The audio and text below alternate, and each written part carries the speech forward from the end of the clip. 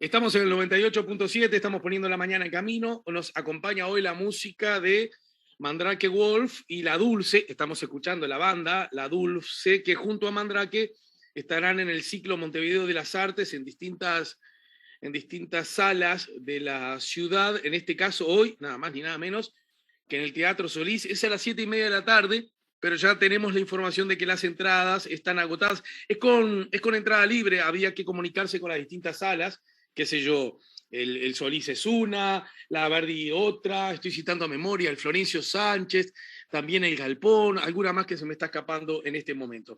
Estamos en el 98.7, en un ratito hablando de música, vamos a hablar con Ariel Britos, el maestro de la Orquesta Juvenil del Sodre, maestro director.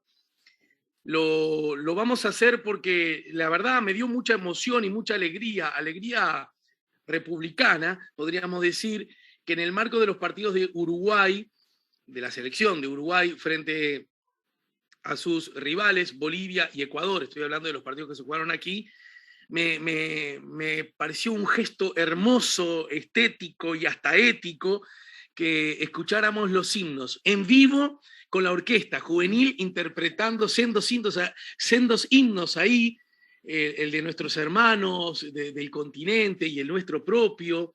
Fui con Juan al segundo partido. Juan es mi hijo de 8 años, que Tabaré, a quien voy a recibir ahora, conoce y ubica.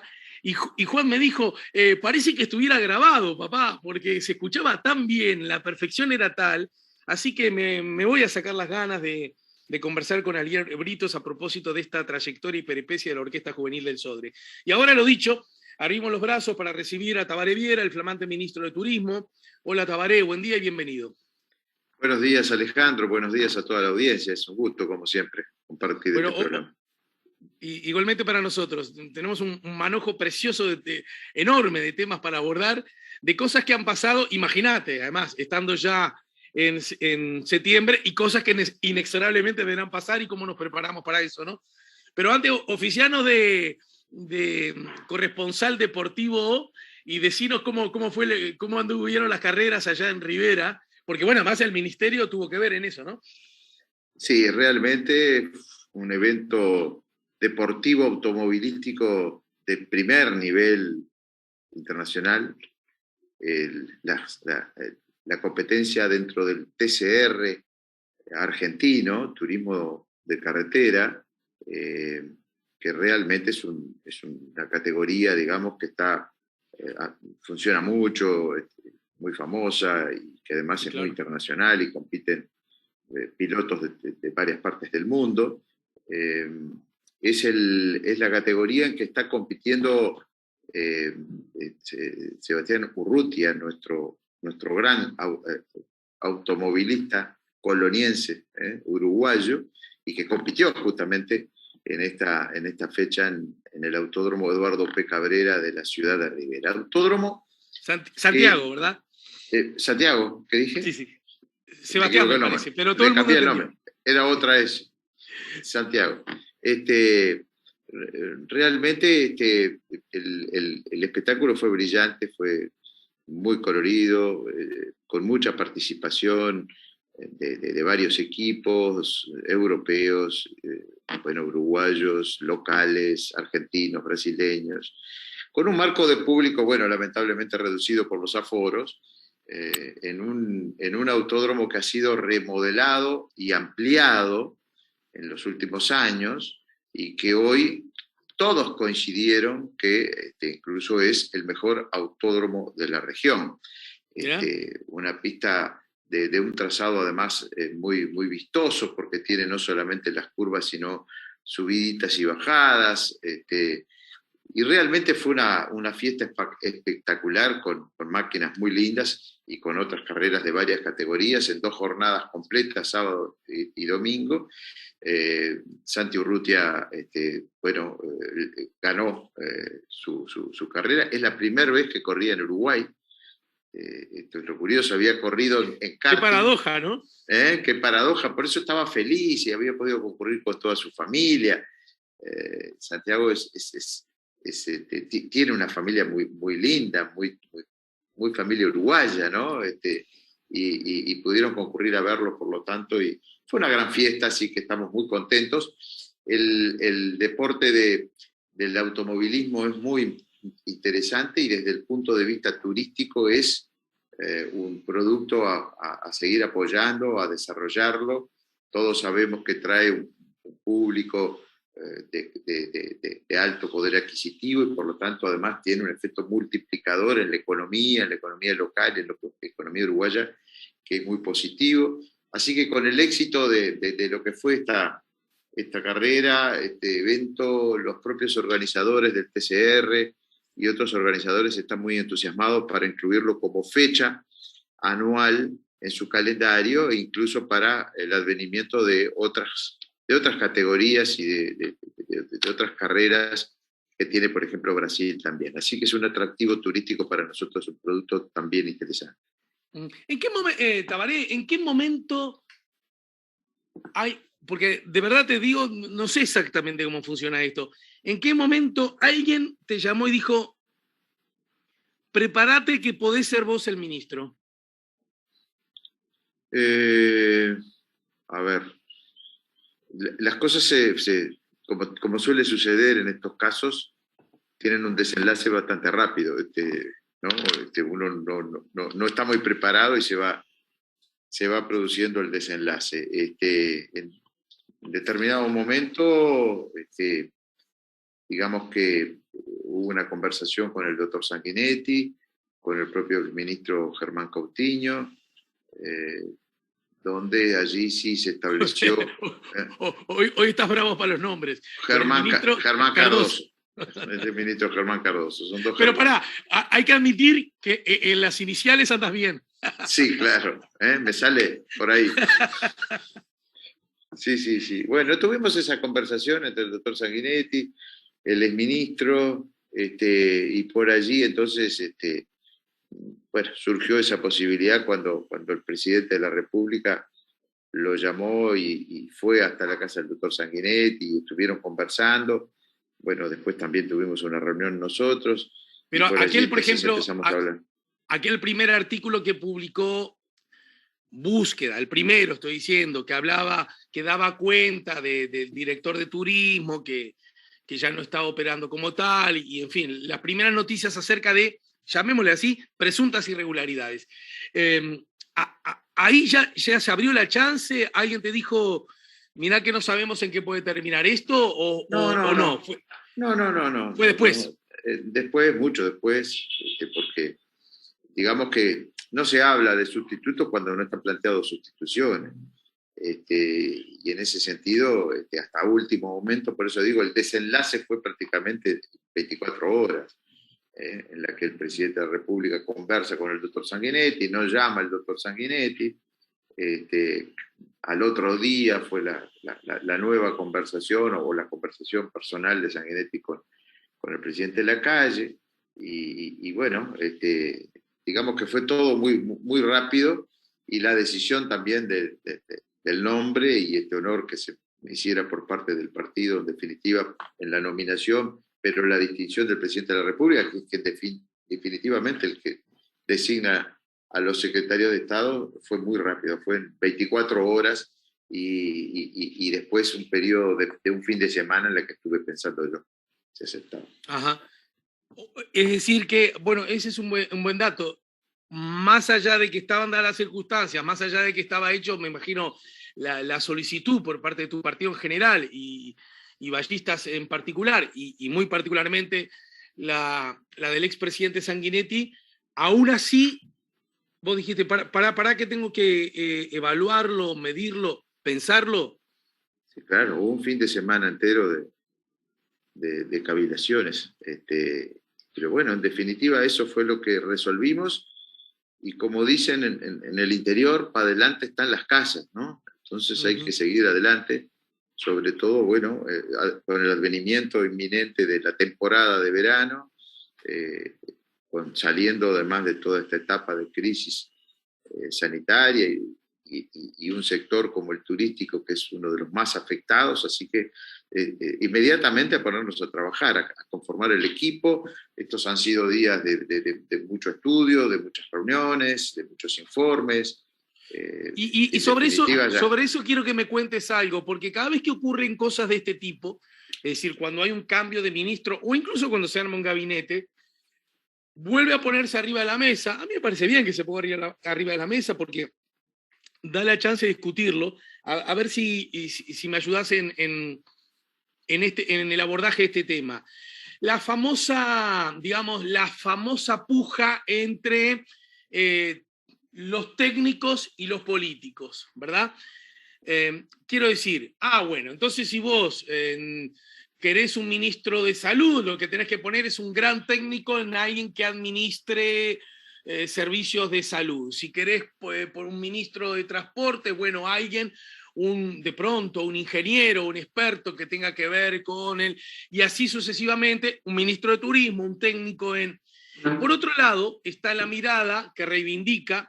Yo no te voy a mentir ni a vos, Tabaré, ni a los oyentes, que yo como reivindico la política y la profesión y esa herramienta, reivindico por ende a los políticos profesionales y entiendo que sin subestimar el conocimiento técnico, me parece que al frente del Estado tienen que estar, y de las políticas públicas tienen que estar justamente los políticos. Pero admito que la duda es sensata, corresponde y aplica a decir, pero ¿cómo? Este que estaba en el Senado y que un rato antes estuvo dirigiendo al comando de una intendencia, ahora a primera se convierte en el gran sabedor y el gran experto en turismo. Y ahí empieza el viejo y largo chorrete del desprestigio a la política. Lo que considero, y estoy seguro que vos también, muy peligroso. Desde ese lugar, ¿qué herramientas conceptuales, porque a nadie hay que correr a los ponchazos, qué herramientas conceptuales le damos a las personas que de buena fe tienen esas dudas acerca de por qué los políticos a veces encaran responsabilidades para las cuales específicamente en el métier específico no necesariamente tienen conocimiento específico o han estado especialmente preparados? Sí, es un debate, siempre se da, es recurrente. Yo tengo el mismo pensamiento que tú has expresado, no solo por ser político, sino porque creo que lo veo así. Por algo, los cargos electivos se llenan de esa manera, por elección directa. Los cargos de particular confianza o cargos políticos se llenan por designación del presidente de la República, a veces con venia del Senado, pero son en definitiva cargos políticos y de particular confianza, no técnicos, que no exime que en algún caso puedas tener la doble condición de técnico y de político. Sí, claro, claro. Pero, a ver, si la ciudadanía uruguaya, si el constituyente hubiera deseado y fuera su proyecto de organización institucional el que los cargos de gobernanza mayor fueran cubiertos todos por técnicos, habrían llamados a concursos y los llenaríamos con los mejores y con los que ganan a concursos. En lugar de elecciones, licitaciones. O licitaciones, ¿verdad? Lo llenamos de otra manera con el perfil de técnico que queremos. Por algo están o han sido delineados así, la institucionalidad está definida así, en la que los políticos, que son los representantes de la gente, que son los que están en contacto directo con los problemas de la gente, terminan ocupando los cargos que están previstos para que los ocupen políticos o técnicos, pero digamos en función política, sin para nada prescindir porque son imprescindibles, del aporte técnico, para lo que hay cargos también definidos como cargos técnicos de asesoramiento o de dirección incluso en la pirámide. Entonces está la sensibilidad política, el conocimiento del Estado, que es algo que sí es una carrera, la carrera de la función pública, de la administración pública, de las políticas públicas, y electos directamente en forma directa o indirecta, por el sistema político. Y por otro lado, imprescindibles son los técnicos que ocupen sus cargos técnicos, sus cargos de asesoramiento, sus cargos de gerenciamiento. Así veo yo, creo que es la mejor manera de funcionar, y no es que vayamos a aprender todo de vuelta o hacer un curso o hacer una carrera universitaria para estar dirigiendo una parte del Estado o una empresa pública o un ministerio. Se necesita allí eso, alguien con capacidad, conocimiento, experiencia en dirección del Estado, y por otro lado formar equipos técnicos para ocupar esos cargos técnicos que son imprescindibles. Y ahora necesito que, porque me voy a tirar a la política, necesito que me mandes algunos consejos, ¿de acuerdo? Bueno, con mucho gusto, claro. Yo no le doy consejos a nadie, puedo contar experiencia. Pero tenés experiencia acumulada, exactamente, experiencia acumulada. Entonces, años, son años, experiencia acumulada. Yo llego a un ministerio y porque tampoco se trata de ocultar el sol con un dedo, llegás de manera imprevista, lo acabas de decir, en pocas horas se dilucidó todo, ¿no es cierto? No estaban los planes. Y se llega de una manera que, verás vos que dirás, no de la mejor manera en las mejores circunstancias. A eso me refiero. Un ministro se ve obligado, después ahora se formó una comisión en el marco parlamentario, se dice que se va a enviar datos a la justicia. Está bien, así funciona el Estado, dejemos que fluya. Hasta ahí vamos, estoy seguro que estamos de acuerdo en estas cosas que acabo de decir, ¿verdad, Tabaré? Totalmente de acuerdo. Totalmente de acuerdo. Bien, ahora, vos llegás en un lugar donde incluso hay algunas áreas más sensibles que ya tienen cierta erupción por información de prensa pública. ¿Qué hace el ministro nuevo? ¿Con qué gente trabaja? ¿Cuáles son los planes? Atravesado por la pandemia, que parece de alguna manera dilucidarse, pero con lo que están dando, ¿qué dejo igual? ¿Qué toco? ¿Qué miradas al público necesariamente nuevas tengo que dar acerca de que si algo anduvo mal, quédese tranquilo, que en esta no va a andar mal? Es decir, desde esa perspectiva, que repito, tiene que ver no solo con el turismo, no solo con la temporada, tiene que ver con la gestión, y que en el fondo es la reivindicación de la política, en el mejor de los sentidos, ¿no? Sí, señor. Tíreme el dato porque me están coqueteando de distintas tiendas partidarias y quiero saber qué hacer. Y de pronto te toca entrar a algún lugar así y ya te estás preparando. Me parece bien, por la duda, ¿no? Bueno, pero más allá del chiste, ¿qué se hace y qué hiciste vos, Tabaré? No, a ver, yo no ingreso a ningún lugar, bueno, por las dudas, por si la gente no recuerda. Perdón. Tenemos experiencia acumulada con muchos años en labores ejecutivas, en la dirección de OCE, en la dirección de Antel, 10 años en una intendencia. Y el Estado tiene algunas normas que son fundamentales. Yo un poco en broma, un poco en serio, digo, cambié mi primer libro de cabecera. Uno tiene varios libros de cabecera generalmente. Cuando estos años en el Parlamento tenía la Biblia, mi Biblia era la Constitución. La Constitución de la República, en un librito, una edición muy linda, y siempre la tenía a mano y en el escritorio. Ahora no es que no la necesite, pero el primer libro de cabecera pasó a ser el TOCAF, el texto ordenado, ¿no?, de ordenamiento financiero, que realmente un administrador tiene que tenerlo junto con toda la normativa, pero es esencial. Lo primero es conocer la situación del organismo, tanto en su especificidad como en lo que tiene que ver con gestión pública, la gestión de un organismo del Estado, que en eso hay puntos en común, son iguales para todos. Así que empezamos por trabajar con los propios funcionarios jerárquicos del ministerio. Hice una doble jornada para que cada área del ministerio me hiciera un pormenorizado informe para hacer determinadas consultas, el área obviamente económica financiera y presupuestal, después todas las áreas desde recursos humanos hasta planificación estratégica.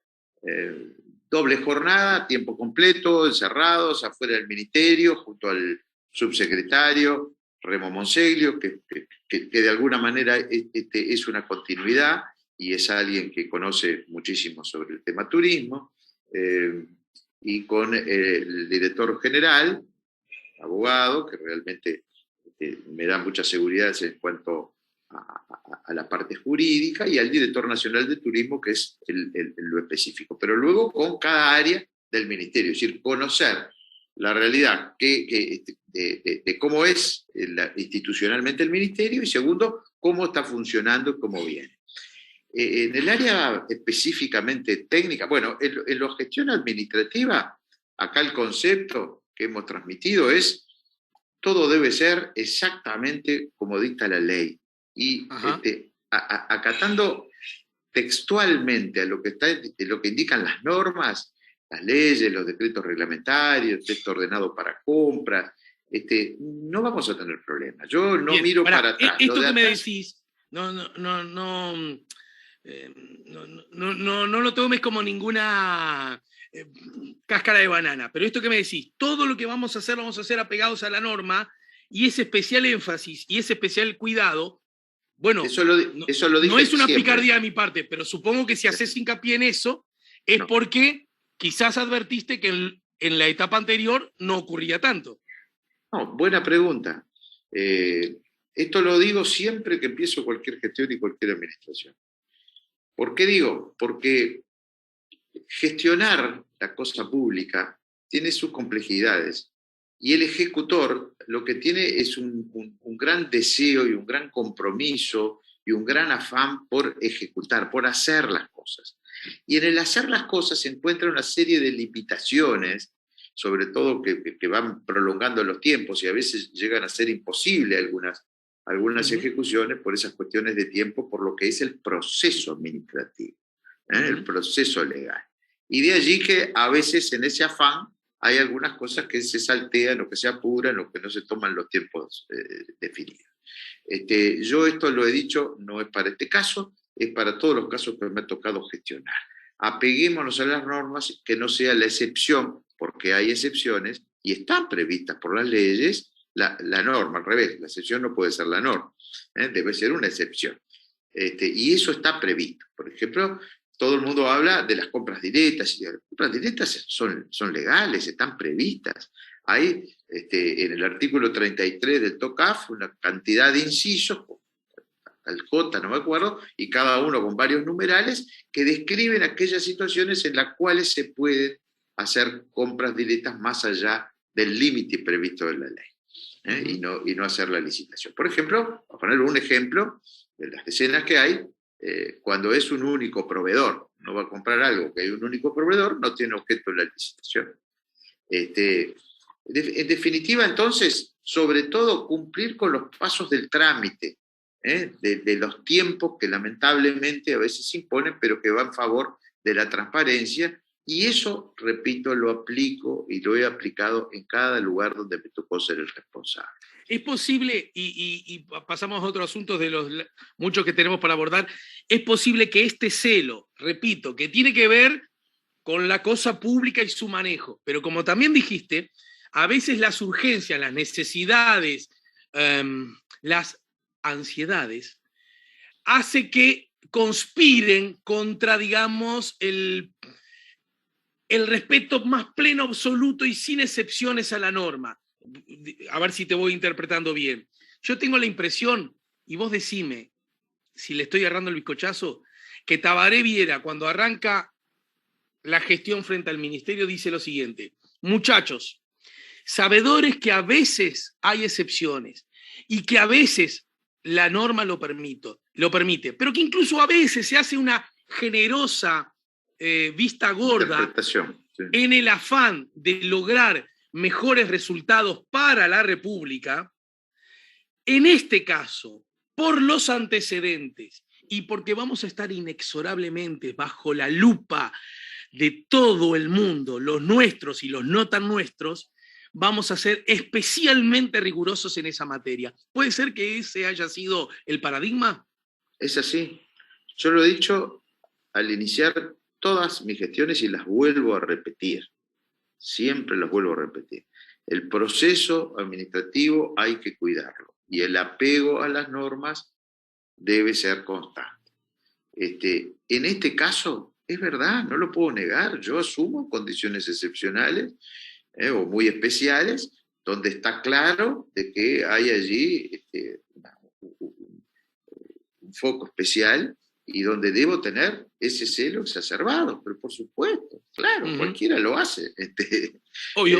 Entonces todo lo demás está en investigación, se va a dirimir. En cuanto a lo que es el ministerio, las cosas que estaban en proceso van a continuar y las vamos a ir decidiendo a medida que transcurra el tiempo y a través del proceso administrativo, con los informes, con el informe jurídico cuando tengamos dudas, y por lo tanto, por allí va a transcurrir lo que se venía ejecutando, ¿no? O estaba medio ejecutar, y todo lo que planifiquemos para adelante. El celo, el que siempre le pongo a estas cosas, y llevo casi 40 años en la gestión pública. Vamos a ir a una breve pausa y me gustaría ingresar a algunos temas. Te he escuchado como con cierta preocupación, hablando de la apertura de fronteras, que por un lado Uruguay la ejerza y no Argentina, ¿verdad? En ese sentido me gustaría conocer tu opinión. Si tenés el dato acerca de, en efecto, cuántos argentinos, ahora que se puede, se han reinstalado en Uruguay, con estos argentinos que tienen propiedades, etcétera, si tenemos el número. ¿Qué mirada tenés vos acerca de lo que inexorablemente luce como una buena noticia? Claro, abrimos las fronteras, entonces yo si tengo un emprendimiento hotelero y mucho más si estoy al borde del río Uruguay, inexorablemente, o tengo un restaurante, me alegro porque lo que casi no existió, ahora va a existir y es una buena noticia. Pero también nos lo dicen 3 intendentes, no necesariamente todos del gobierno, ¿verdad? Porque está el de Salto, está el de Paysandú y está el de Río Negro, que con todo sensatez dice, pero también vamos a tener problemas acerca de la gente que va a poder comprar cosas más baratas del otro lado. Es decir, ¿qué rol puede llegar a jugar el Ministerio de Turismo en ese aspecto? Y una que está muy de moda, Tabaré, y es TLC con China. Vos decís, ¿por qué? TLC con China implicaría de pronto buenas noticias para Uruguay. No quiero meterme en ese plano, más allá que tú lo dirás. Pero también es cierto que Argentina, de los socios del Mercosur, es la que más reticente se ha mostrado con ese asunto. La pregunta es, llegado el caso, si igual vamos para adelante con el TLC, dentro o fuera del Mercosur, o incluso yéndonos del Mercosur, cosa que me parece que nadie quiere, te lo pregunto, ¿no correríamos el riesgo de perder no ya los bienes, sino la principal usina, fuente de ingresos para el Uruguay, que en servicio es, y por lejos, el turismo, y eso tiene nombre y apellido, Argentina? Lo vemos luego de la pausa. ¿Te parece, Tabaré? Sí, cómo no, con mucho gusto. Estamos conversando con Tabaré Viera, estamos conversando con el ministro de Turismo, flamante ministro de Turismo. ¿Cómo fue la gestión del Frente Amplio en general en la materia y de Quechichián en la materia? ¿Qué opinión tenés, Tabaré? Yo no creo en los mesianismos fundacionales, ¿no? De que todo empieza cuando llego yo. Eso no existe. Por lo tanto... ni para un lado ni para el otro, ¿verdad? No, absolutamente, por eso. Eran algunas cosas que criticábamos, además de algunos actores políticos del pasado gobierno, que muchas veces se olvidaban de que hay muchos años de trabajo y hay cosas que se pueden hacer porque antes hubo que hacer. En materia de turismo, lo mismo. Hay cosas que yo diría que a esta altura son políticas de Estado.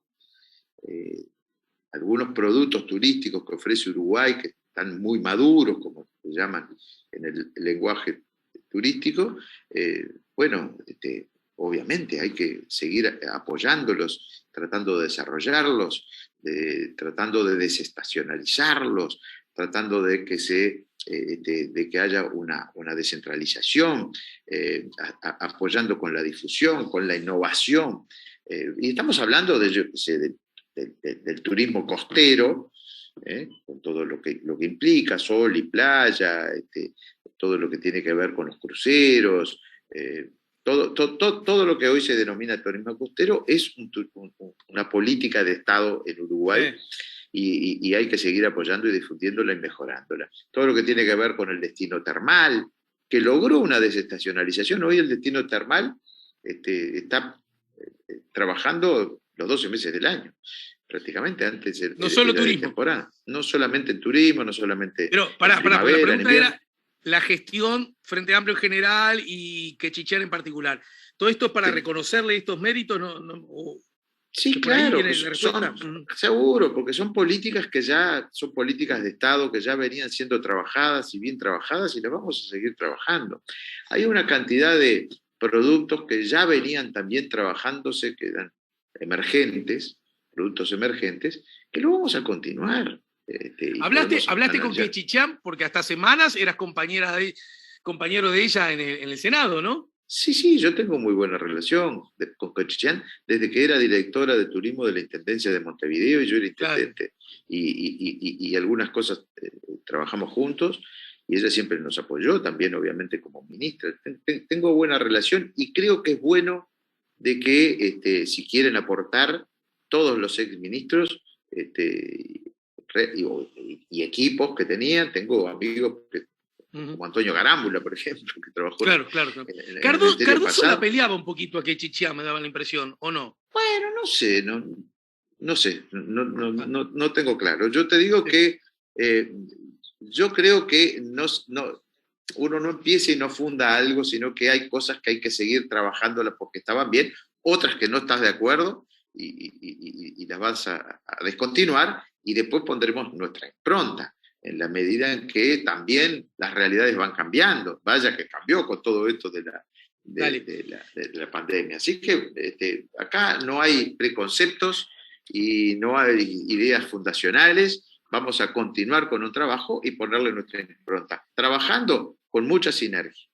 No te vayas porque ya seguimos conversando, ¿sí? Gracias. Estamos con Tabaré Viera, estamos poniendo La Mañana en Camino. Bueno, primera cosa, argentinos, ahora con la apertura, ¿están viniendo o demostrando interés de venir a propósito del famoso trámite online, ese trámite que, según he escuchado, es fácil de hacer, etcétera, etcétera? ¿Cómo estamos parados al día de hoy, en el arranque de esta semana? Sí, realmente esto es una prueba piloto, clarísimo, ¿no? La gran apertura está fijada, anunciada por el propio presidente de la República, va a ser el 1 de noviembre. Allí abriremos nuestras fronteras con protocolos, no va a ser de cualquier manera, si todo sigue bien. Y esta prueba piloto fue una apertura parcial para extranjeros, en este caso como propietarios, y están haciéndose unos cuantos miles de trámites. Yo no tengo el número porque hay distintos ingresos, ya no contamos, puedo saber cuántos han ingresado por el Ministerio de Turismo, que han sido en el entorno de los 2.000 solicitudes. Pero ingresan por otros ministerios también y el dato lo termina teniendo Presidencia de la República a través de AGESI, que es cuando terminan todos los trámites y va a migraciones para allí ya tener el código de habilitación.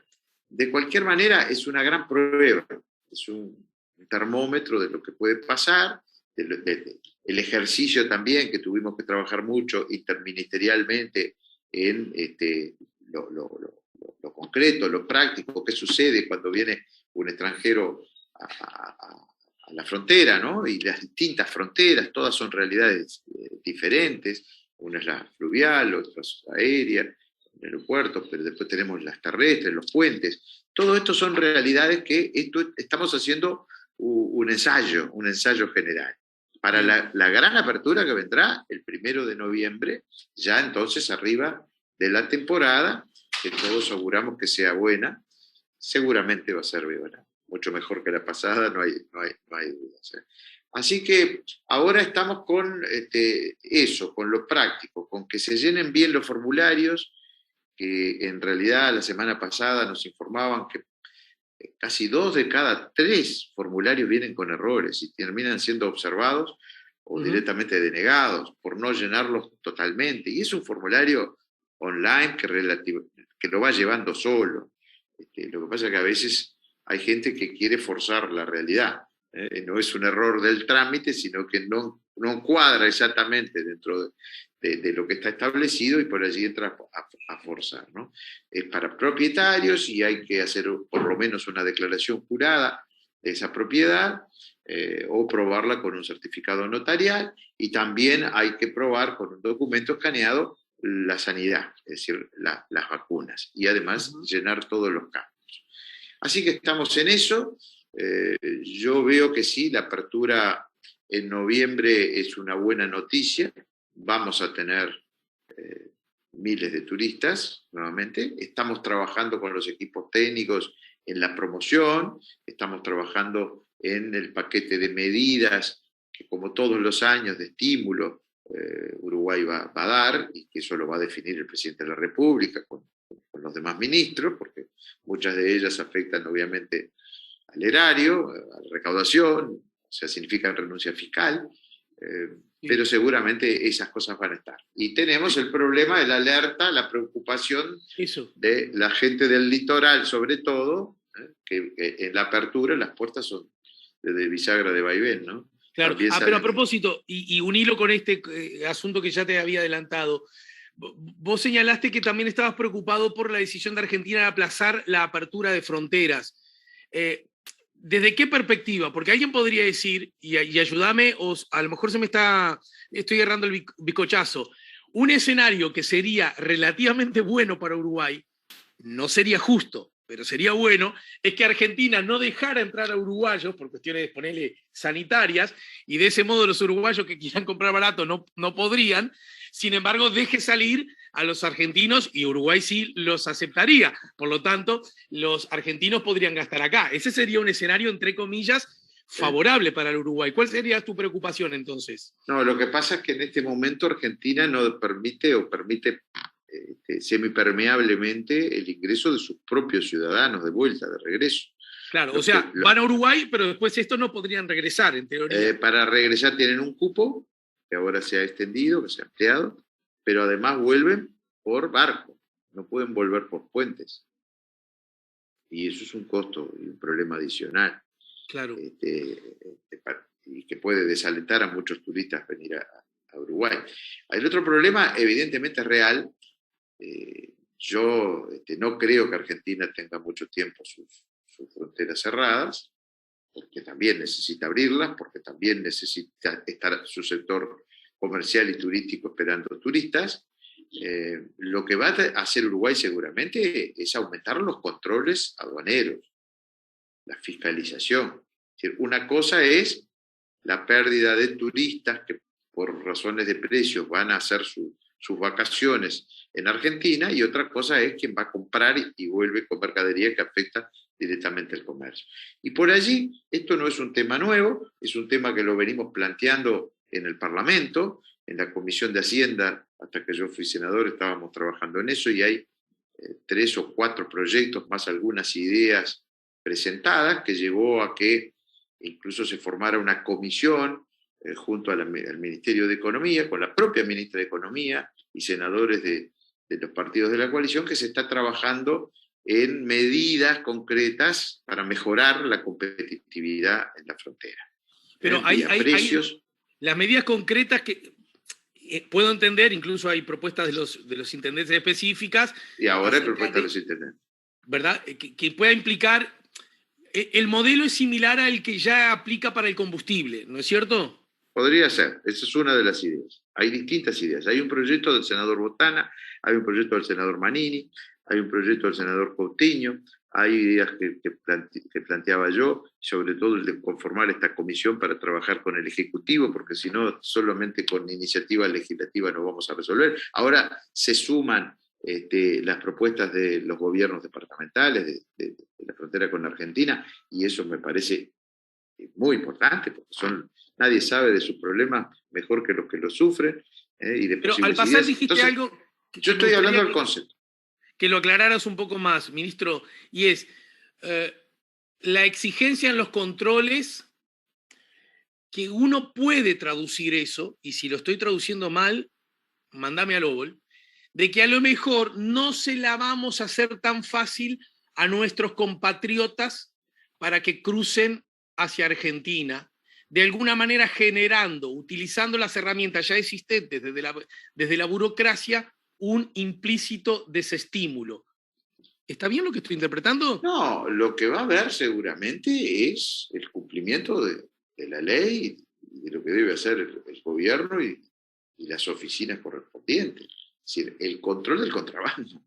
A ver, popularmente 0 kilo o su versión relativa, digamos. El control del contrabando, eso seguramente va a haber, se va a ver incrementado, seguramente. No es un tema de turismo, es un tema país, pero que bueno, nos preocupaba y ya estábamos de alguna manera trabajando cuando yo estaba en el Senado, y sobre todo políticas para ser competitivo, porque el contrabando es un fenómeno económico, no se resuelve solo con la policía de frontera, se resuelve también con medidas económicas para que seamos competitivos. Acá tenemos un problema grave, coyuntural, que no es nuevo, es periódico, del tipo de cambio que hace que los productos en Argentina hoy estén muchísimo más baratos que los uruguayos, y eso produce entonces ese flujo de mercaderías ilegal que es muy dañino, muy perjudicial. Entonces, las dos cosas. Los controles, por un lado,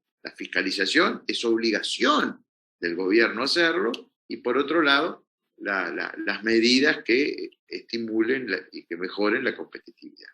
Y desde ese lugar ya metiste en escena al otro gran actor que tiene que ver con las temporadas, la otra gran clave que hace que una temporada sea más o menos exitosa, y tiene que ver con la moneda. Yo tengo un querido amigo que tiene un muy lindo emprendimiento allá en Punta del Diablo, que él me decía, aunque la pandemia no existiese, decía él, aunque no tuviésemos emergencia sanitaria y cierre de fronteras por esa razón, igual los argentinos no hubiesen venido, él exageraba un poco, porque todo acá le va a costar demasiado caro. Y esta circunstancia durante este año no solo no cambió, sino que tiende a agravarse. Supongamos mágicamente que las fronteras estén absolutamente abiertas para ir y venir. ¿De verdad uno puede suponer que los argentinos van a venir a Uruguay teniendo en cuenta que dólar mediante lo caro, y también los brasileros, ¿no?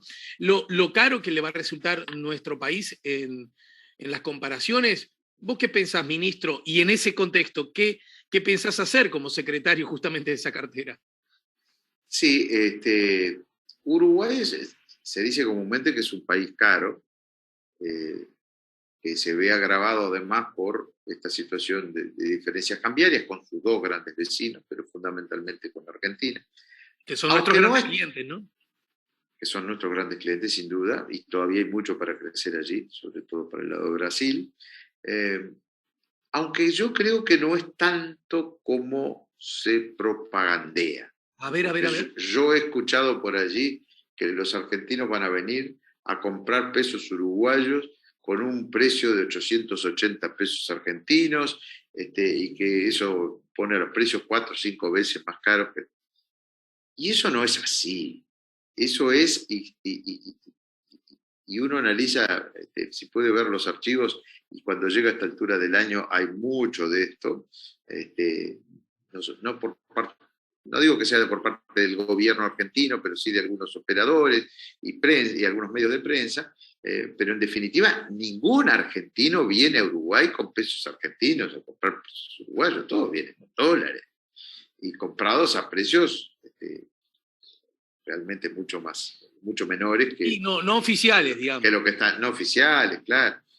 Por lo tanto, y hay un público argentino fundamentalmente, pero también un público creciente brasileño, que más allá de los costos, le gusta la oferta turística costera uruguaya. No, eso desde ya, claro. Yo creo que abriendo las fronteras vamos a tener un público y una muy buena temporada, más allá de los precios, que tampoco son tan caros, y si tenemos algunas políticas de estímulo que ayuden un poquito, que la vamos a tener, seguramente vamos a tener una mejor temporada. ¿Esas políticas cuándo se darán a conocer, Tabaré?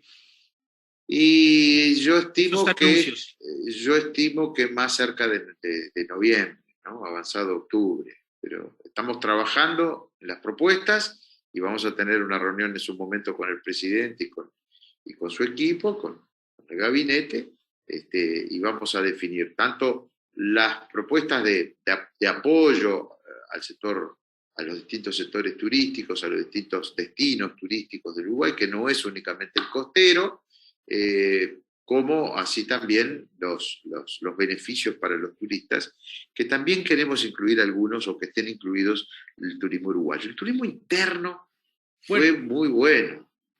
Mirá, vos no me escuchaste en el arranque cuando yo anuncié que vos decías, yo saqué a mí no me gusta sacar mucho la bandera en el sentido de los riesgos que implica cierta exageración nacionalista, que linda con el chauvinismo, la xenofobia, y yo huyo de todo eso porque me siento ciudadano del mundo, ¿verdad? Antes que nada. Aún así, dije, pará, porque la temporada esta que pasó fue mala, pero pudo haber sido peor. Y si no fue peor, fue porque quien aguantó el mostrador fuimos nosotros los uruguayos. Es cierto, obligado porque no podíamos salir, también hay que decirlo todo, ¿no es cierto? Claro, pero los también, pesitos, muchos o pocos, se gastaron acá adentro. Claro, pero además muchos uruguayos en la pandemia salieron a conocer Uruguay, no conocían Uruguay o conocían parcialmente. Yo creo que fue bueno porque se sostuvo en gran parte la estructura turística del país con el turismo interno, con los uruguayos, pero fue bueno para los uruguayos porque salieron a conocer el país que de otra manera no sé si lo hubieran hecho, ¿no? Por lo tanto, sería una mala señal, ministro, que determinadas ventajas, determinados beneficios afecten exclusivamente a ciudadanos que los necesitamos y los recibimos con los brazos y corazones abiertos del exterior y que de alguna manera uno la vea pasar, ¿no? Por eso una de las medidas que vamos a proponer es que la exoneración del IVA en los hoteles, por ejemplo, en los hospedajes, sea para todos los turistas, no solamente para los extranjeros, también para los uruguayos.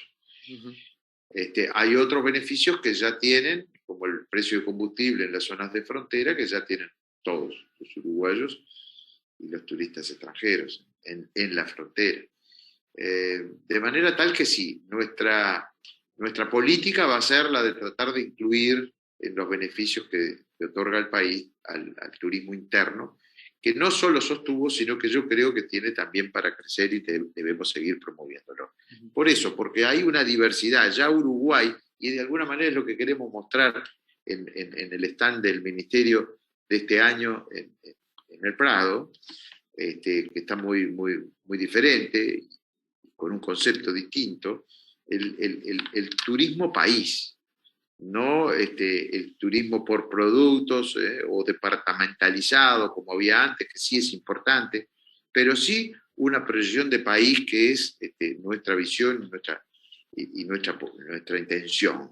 Nuestra política va a ser la de un trabajo de país, trabajado sí por regiones, en 5 regiones, litoral, norte, centro-sur, la zona metropolitana y en cada uno de ellos con una gama de productos que están los tradicionales, los ya maduros, pero que hay una cantidad de productos turísticos emergentes y algunos muy innovadores que realmente para el turismo interno, pero aún para el turismo regional y el turismo internacional.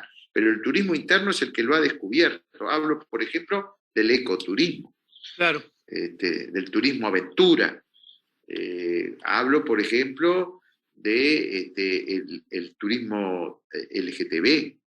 Hablo, por ejemplo, el turismo religioso.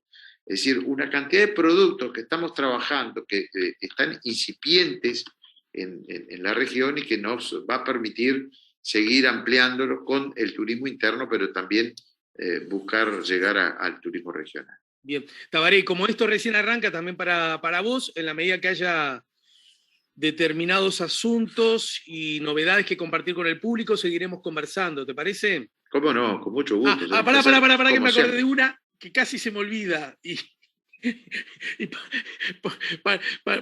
parece una picardía de mi parte. Pero ya iba zafando. Ya estaba por zafar del todo, sí. Pará, me vino ahora, me lo tenía anotado y se me fue. En el contexto de tu posible asunción, asunción a la cartera implicaba naturalmente tu renuncia al Senado. Y esto implicaba, lo que finalmente ocurrió, que el senador Valle asumiera como legislador. ¿Estamos de acuerdo? Sí.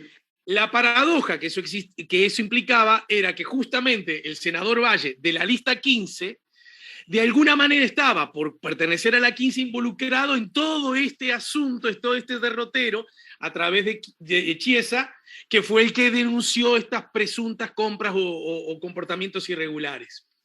Desde ese lugar, y además con el riesgo de que Ballista se quedara sin representación en la Cámara Alta, ¿le pediste o no le pediste al senador Valle que no asumiera en la banca? No, nunca lo planteamos y mucho menos condicionamos. Prueba de ello es que no renunció, igual asumí. De ninguna manera, nosotros Pero ese habíamos fue un hecho un potencial acuerdo político. obstáculo. Ese no fue un potencial obstáculo. No, se le preguntó, a ver, al igual que se me preguntó a mí si aceptaría, al igual que se barajaban otros nombres, también el tema de la sucesión y de la banca estuvo conversada. Y se le preguntó, ¿Qué vas a hacer? Sanguinetti le preguntó, ¿qué vas a hacer? ¿Vas a asumir? Porque él siempre había dicho al principio que hacía una suplencia, pero que no estaba dispuesto a asumir. Y eso llevaba a otros corrimientos. Entonces, todo eso, cualquier partido y cualquier sector lo conversa y lo habla, pero nunca estuvo ni condicionado ni planteado. Nosotros tenemos un acuerdo político entre la 15 y Vallistas, que fuimos juntos en la lista como fuimos, y ese acuerdo sigue intacto, lo respetamos y nos sentimos representados. Allí hay un problema personal derivado de la gestión, claro, con la gestión, pero hay un tema personal entre dos de sus miembros en el Ministerio de Turismo que terminó en este desgraciado insuceso. Y es un tema que se va a aclarar, pero que no hirió, que no fue más allá de ese tema personal y puntual, lamentable y mal resuelto a nuestro entender, pero en definitiva no afectó las buenas relaciones y nos sentimos, y yo he hablado y he estado reunido con el ahora senador Valle y con Germán Coutinho, seguimos obviamente también en contactos y trabajando en los temas, porque yo no he dejado de ser senador, yo tengo el cargo en reserva, en definitiva, por lo tanto seguimos en contacto con lo que son los temas que ya se venían tratando también y trabajando, y aquí no ha pasado nada. Bueno, ministro, gracias por tu tiempo. Muchas Ya seguimos gracias. más temprano que tarde. Gracias, Alejandro. Un gusto. Saludos a la audiencia.